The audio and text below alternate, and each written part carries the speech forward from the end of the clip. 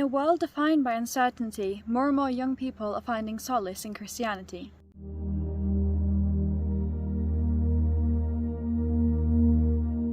Why is it that in 2025, a growing number of millennials and Gen Z are turning their hearts towards Yahweh, God, and following the path of Rabbi Yeshua, Jesus? The answer lies in a convergence of social, psychological, and spiritual needs that modern society fails to fulfill. In this video, I will explore these factors with both respect for converts and those who choose another spiritual path.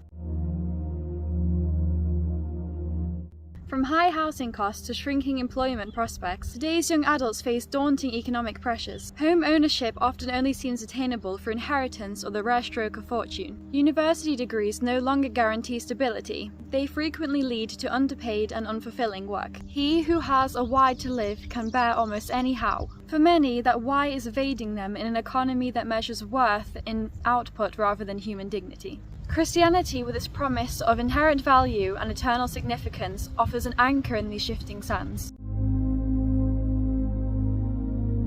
Genuine romantic relationships too have become rare. Hookup culture, dating apps, and hordes of adult content have commodified intimacy, leaving many young people disillusioned and distrustful. Genuine vulnerability feels risky when interactions can end with a swipe. Yet Jesus taught a vulnerable kind of love that gives without seeking return. Christianity also promotes modesty and loyalty, things that modern life is greatly lacking. This vision of unconditional love clashes with the transactional norms of dating today, and it feels like a breath of fresh air.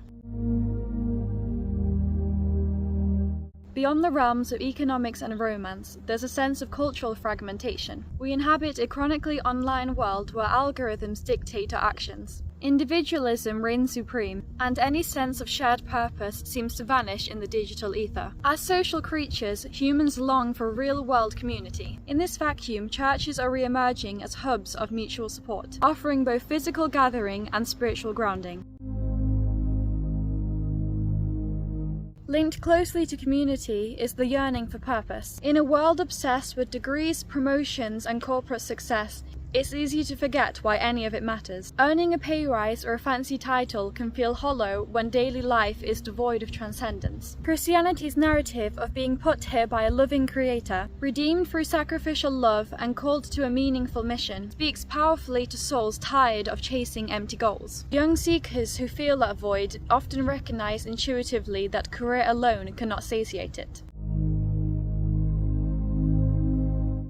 Equally important is the human drive for identity formation. Since ancient times, youth have sought to distinguish themselves from their parents' generation, rebelling against prevailing norms. In our parents' generation, atheism was trendy. Today, returning to Christianity feels new and rebellious. Choosing faith in a secular age is a countercultural move. It signals a refusal of the status quo and a willingness to devote one's life to something greater. At its core, Christianity addresses precisely these existential problems. It offers a coherent worldview, moral guidance, and rituals. Consider the specific setting of a white majority country like Sweden and England. Drive 30 minutes in any direction and you will find a church. In England, almost every child attends a Christian school, as I once did. In uncertain times, we naturally look to the institutions that feel safe and established. As a pagan, for a lack of better word, I celebrate this turn towards spirituality. Any movement away from bland atheism is, in my view, progress. Yet I also see that Christianity is a foreign faith that prohibits independent spiritual thought. I believe that Rabbi Yeshua was a spiritually enlightened teacher, whose core message of love, justice, and enlightenment was pure 2,000 years ago.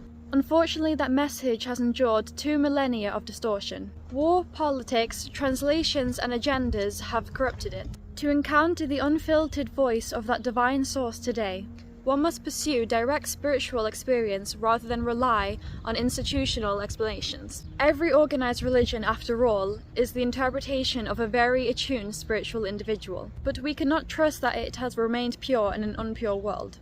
This brings us to perhaps the most powerful message of the divine, the call to become prophets ourselves.